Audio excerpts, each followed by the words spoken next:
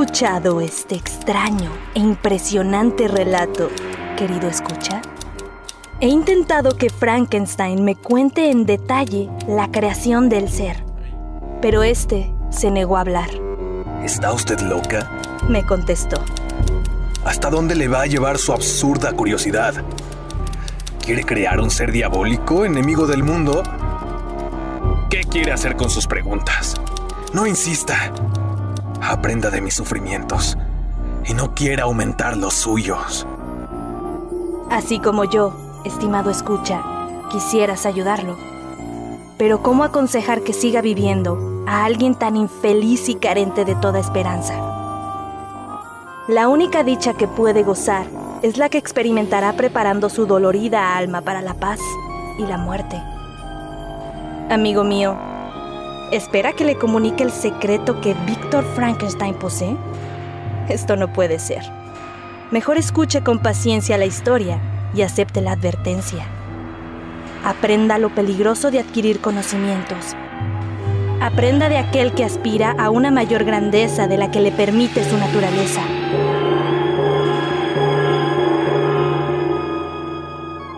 De joven, creía que había nacido para hacer grandes cosas. Estaba preparado para triunfar. Eso es lo que me ha mantenido de pie mientras otros han sucumbido. Cuando recuerdo que he logrado crear un ser racional y sensible, no me puedo considerar un científico más. Creí estar delante de un futuro brillante hasta que me hundí.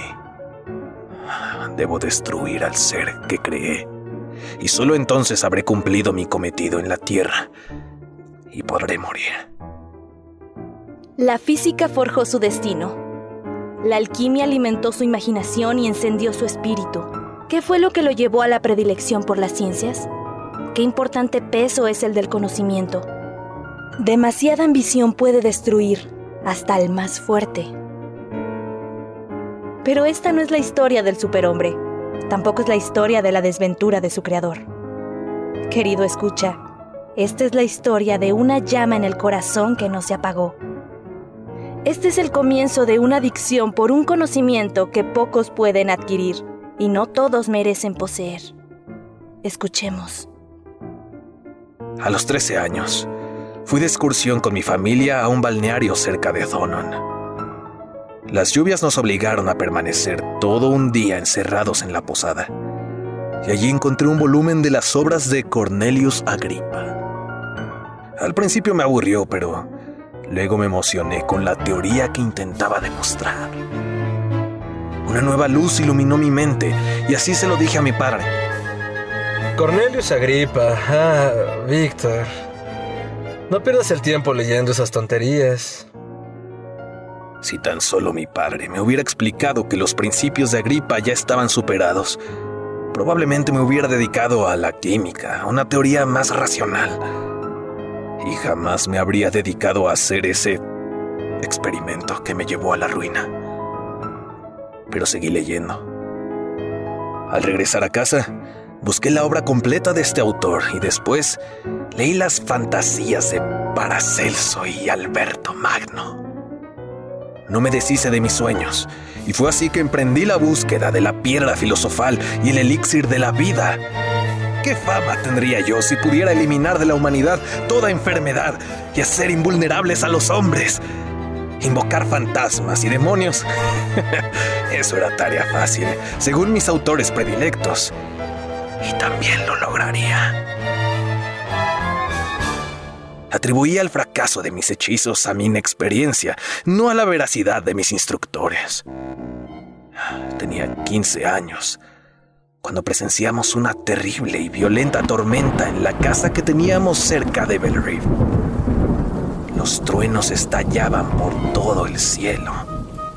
Observé todo con curiosidad y detalle.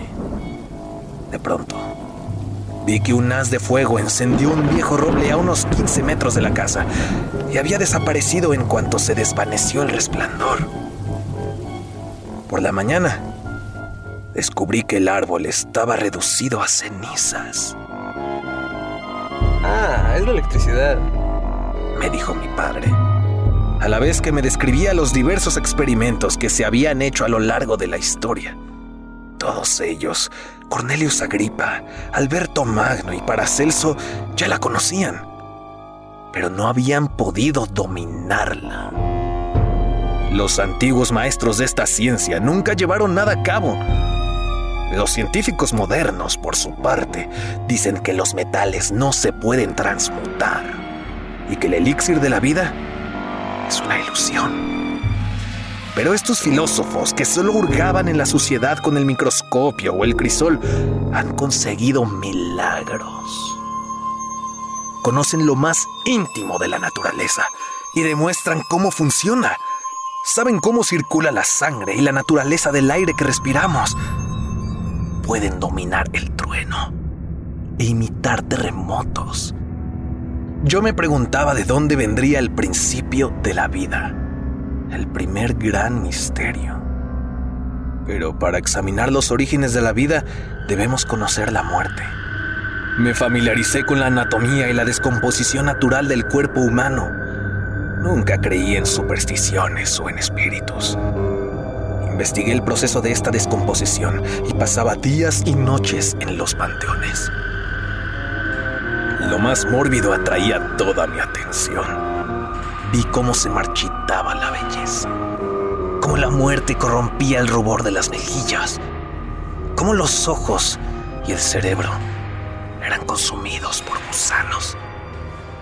Comencé la creación de un ser humano. Dado que la pequeñez de los órganos harían la tarea más difícil, decidí hacer una criatura gigantesca, de unos 3 metros de estatura. Una nueva especie me llamaría su creador. Muchos seres me deberían su existencia.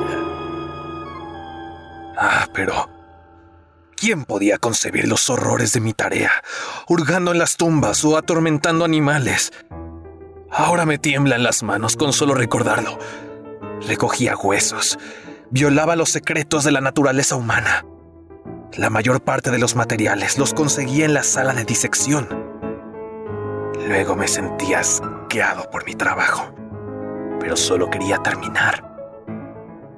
Una noche de noviembre, contemplé el final de mis esfuerzos. Con una ansiedad agónica, coloqué a mi alrededor los instrumentos que me permitirían infundir vida a la cosa inerte que yacía a mis pies. ¡Sí! ¡Sí! ¡Despierta! ¡Despierta! ¡Está vivo! ¡Está vivo!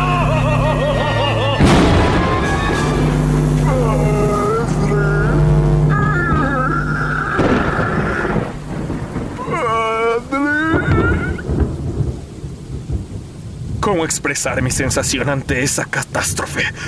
O describir el engendro que había creado con tanto trabajo.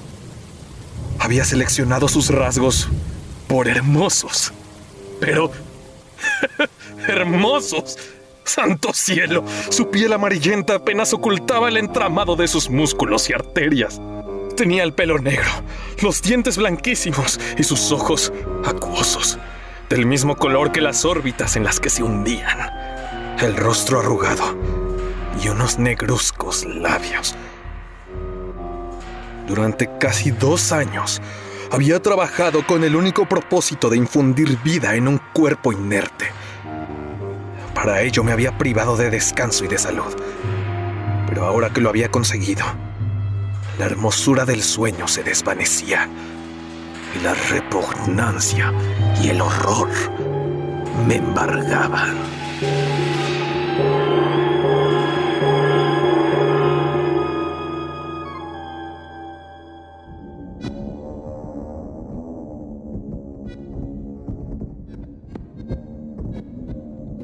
Ahora te transportaremos a los viejos y secos desiertos de Medio Oriente, donde la alquimia se origina. Es Zaqueo, el Geraseno, quien usándola junto con su conocimiento cabalístico del Sefer Yetzirah, crea a las criaturas más perversas que salen de un profundo pozo para asolar a hombres y mujeres. Hay unas que no son lo que parecen.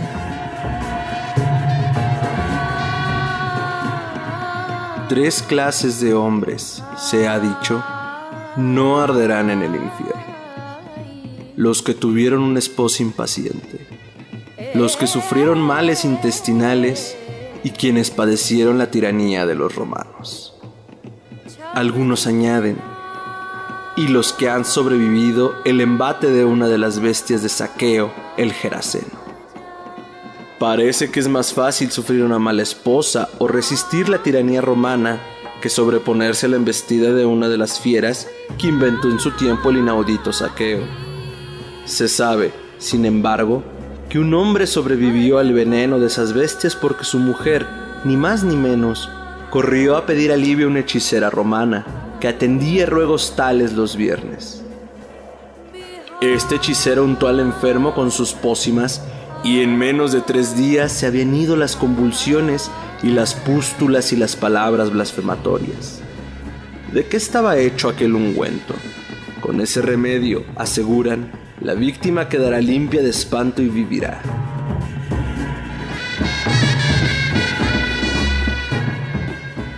De modo semejante, Mar, hijo de Rabina, caminaba muerto de sed por el desierto de Abarot. De repente descubrió un pozo y se acercó a beber cuando fue sentido y atacado por una de las bestias de saqueo, el Geraseno. En ese momento, Mar pronunció las precisas combinaciones del Sefer Yesirá y se abrió una brecha en el aire por la que pudo escapar. Así, cada vez que pasaba por el pozo de Arabot, Mar invocaba el Sefer Yesirá en memoria del milagro obrado. Fue dictado: para vencer a las bestias de saqueo, el Geraseno, hay que girar inversamente la rueda del Sefer Yesirá, mas solo debe hacerlo aquel a quien la bestia haya ofendido. La ópera nabatea, libro árabe de alquimia muy traído por los cabalistas judíos, propone la creación de seres vivos a partir de las mutaciones derivadas del alefato. Se mantiene que tales seres son posibles, si bien tendrán siempre instintos bajos y gustarán de confundirse con los sueños de los hombres o con demonios. Soñar con animales, sentencia Hanan alemano, significa muchas cosas, pero soñar con las bestias de saqueo, el Geraseno, no puede ser significado ni interpretado. Cuando vivía, Saqueo recibía su selem en la boca del pozo de Abarot. Los ordenaba por género y los devolvía con engaños a las profundidades. Dicen que con ellas, y con lo que éstas le informaban sobre los sueños de los hombres, el Geraseno fabricó después un niño que parecía humano, el cual creció en la forma de Ibn Ben Yosef, quien pregonó la naturaleza corporal del Altísimo y decía ser el Mesías.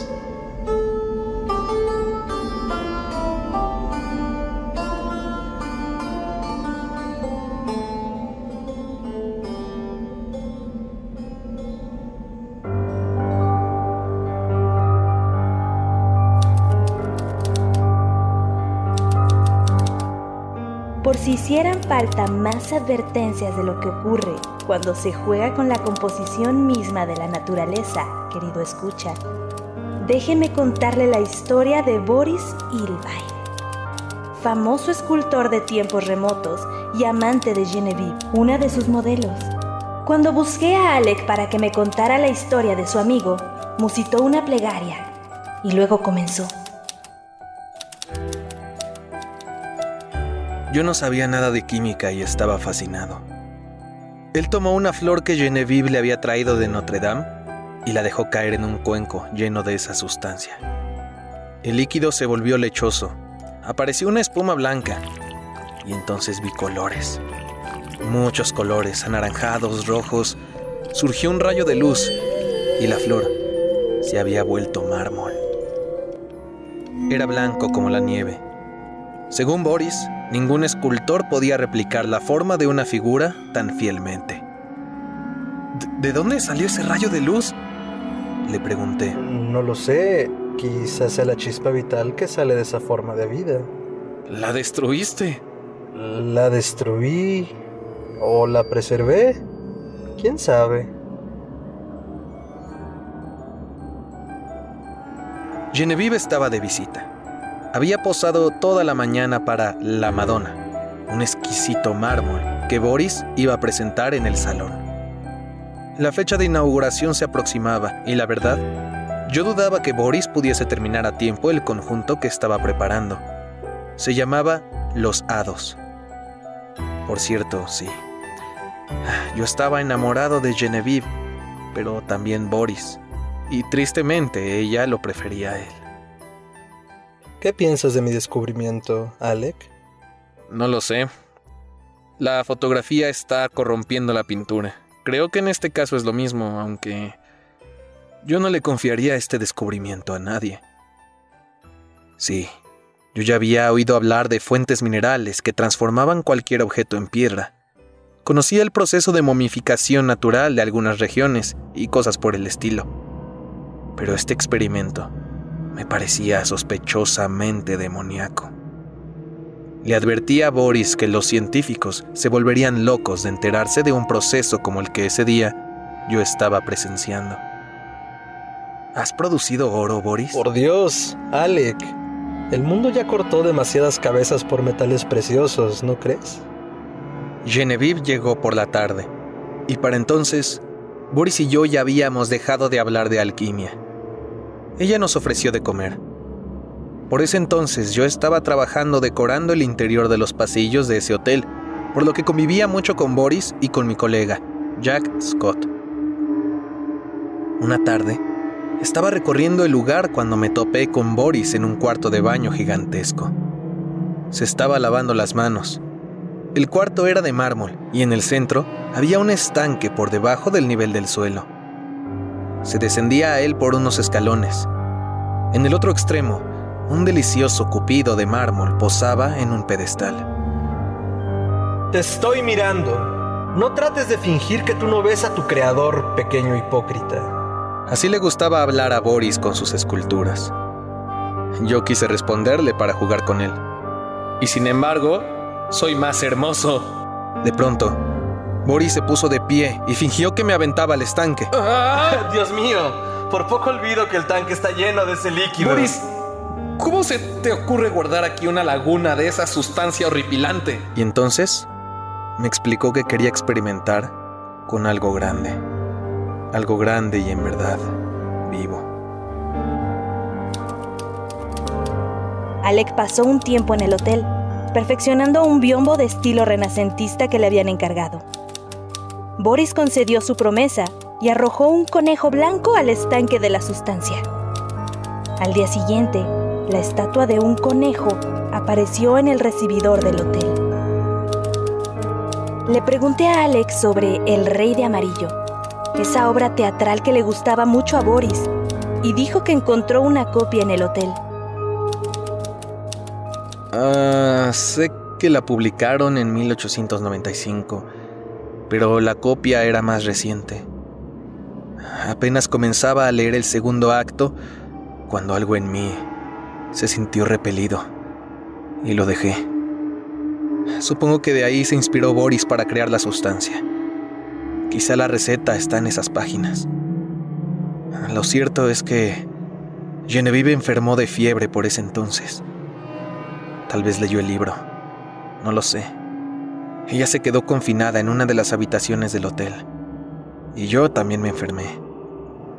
Era una fiebre espantosa. No dejo de atribuirlo a leer El Rey de Amarillo.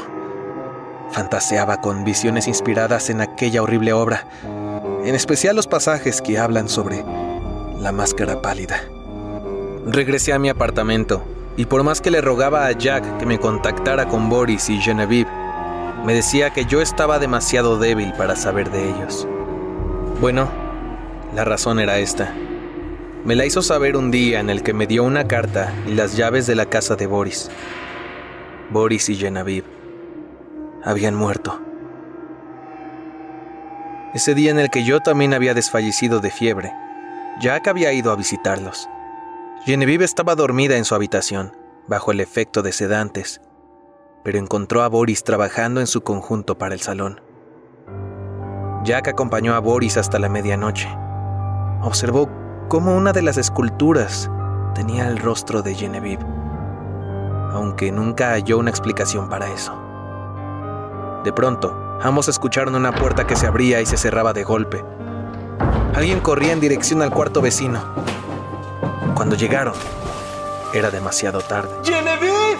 Ella había saltado al estanque con las manos cruzadas sobre el pecho. ¡Genevieve! Fue entonces que Boris se suicidó con un tiro al corazón. Jack sacó a Genevieve después de vaciar el estanque.